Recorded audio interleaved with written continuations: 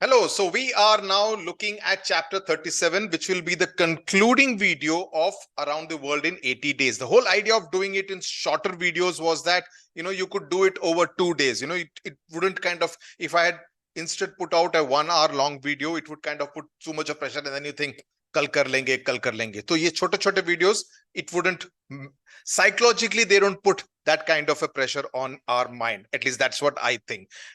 1 घंटे का वीडियो हो, I will always think ये बाद में सुन लेंगे kind of a thing. Whereas if it's a shorter 15-minute, 20-minute video, you think that okay, 15-20 minute है, खाना खाने से पहले I will listen to it. So that psychologically it works better on our mind. Okay, so let's get started without wasting any time. So the concluding chapter, as far as your syllabus is concerned, is when he has already made his entry at the Reform Club. So they have met him.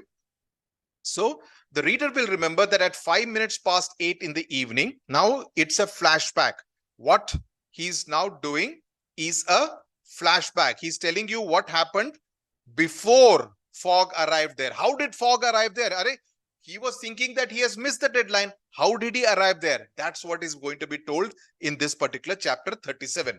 The reader will remember that at 5 minutes past 8 in the evening, about 5:20 after the arrival of the travelers in London, Passepartout had been sent out by his master to engage the services of the Reverend Samuel Wilson because he wanted to get married, which was to take place the next day. We have already seen that in the previous chapter, chapter number 35.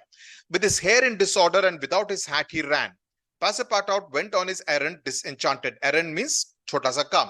He soon reached the clergyman's house, but found him not at home. Passepartout waited a good 20 minutes, and when he left the reverend gentleman, it was 35 minutes past 8. But in what a state he was! With his hair in disorder once again, and without his hat, he ran along the street as never man was seen to run before, overturning passers-by, rushing over the sidewalk like a water spout. Water spout is jahan se pani ka fuvara nikalta hai, right? So he's running so fast because he wants to communicate the news to his master as soon as possible. In 3 minutes, he was in Savile Row again and staggered back to Mr. Fogg's room.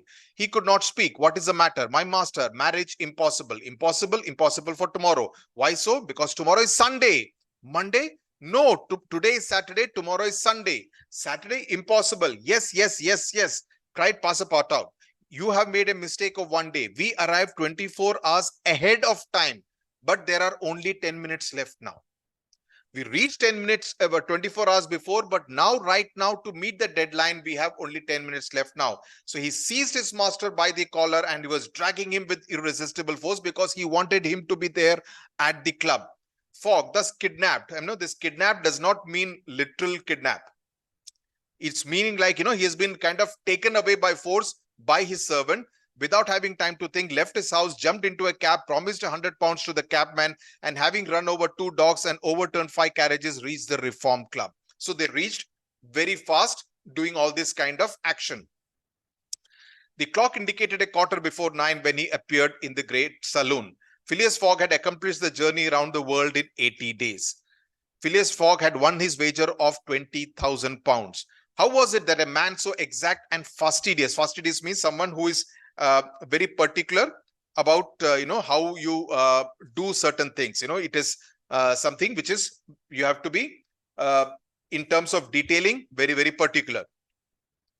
Could have made an error of a day. How did he make a error of calculation?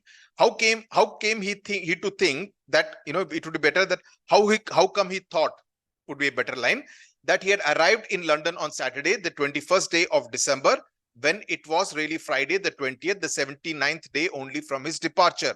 The cause of the error is very simple. Fogg had, without suspecting, gained 1 day on his journey as he moved eastwards, and this merely because he had traveled constantly eastward. He would be, on the contrary, have lost a day had he gone in the opposite direction. As I told you right in the first video, if you go from India to the US, you would be losing 1 day. Whereas when you go ahead, you would be actually gaining on time by the time you come back to the same place, right? In journeying eastward, he had gone towards the sun and because wo ghante badhte rehte hain. In journeying eastward, he had gone towards the sun and the days therefore diminished for him as many times 4 minutes as he crossed degrees in this direction. There are 360 degrees on the circumference of the earth. So it's now telling you geography. And these 360 degrees multiplied by 4 minutes gives precisely 24 hours. That is the day unconsciously gained. So you need to remember this. If you are asked a technical question, you need to remember this part. In other words, while fog going eastward saw the sun pass the meridian 80 times. Meridian, of course, you know from being, you have studied geography till 10th class, so you know about it. His friends in London only saw it pass the meridian 79 times. So he was one day ahead of time. This is why they awaited him at the Reform Club on Saturday and not Sunday, as Mr. Fogg thought. And Passepartout's famous family watch, which had always kept London time, would have betrayed this fact if it had marked the days as well as hours and the minutes. Fogg then had won the 20,000 pounds, but as he had spent nearly 19,000 on the way, the pecuniary means related to money. Pecuniary ka matlab hai, you say pecuniary gain, which means related to money, paise ke hisab ka. So the pecuniary word comes from, is related to the word money. His object was, however, to be victorious and not to win money. That he was not interested in winning money, really. He wanted to be victorious. He divided the 1,000 pounds that remained, jo usne jeete hain, because 19,000 he has actually spent on his world journey, between Passepartout and the unfortunate Fix. So that shows a good heart, that he is good at heart, that he gives money even to Fix, against whom he cherished no grudge, that he did not kind of resent him because he was only doing his job. He directed, however, from Passepartout's share the cost of the gas which had burnt in his room for 1920 hours for the sake of regularity. So the gas bill jo tha, uska paisa usne Passepartout ke hisab se deduct kar diya, because uski galti thi. That evening, Mr. Fogg, as tranquil and phlegmatic as ever. Phlegmatic is someone who does not get very easily upset, more calm. And that is something which we have seen all through the story. Said to Ada, is our marriage still agreeable to you? Mr. Fogg, it is for me to ask that question. You were ruined earlier, but now you are a wealthy man. You are a rich man again. Pardon me, ma'am, my fortune belongs to you. Whatever wealth I have actually belongs to you. If you had not suggested our marriage, my servant would not have gone to the church to meet the father, and I would not have come to know of the error at all. So this fortune actually belongs to you. So this again is an important part. Okay. Dear Mr. Fogg, dear Auda, it need not be said that the marriage took place 48 hours after, and that Passepartout, glowing and dazzling, gave the bride away. So he was like, Kanyadan karne ka kaam kiya. Had he not saved her, and was he not entitled to this honor? Because he was the one who had saved her while they were in India. The next day, as soon as it was light, Passepartout rapped vigorously at the master's door. What's the matter?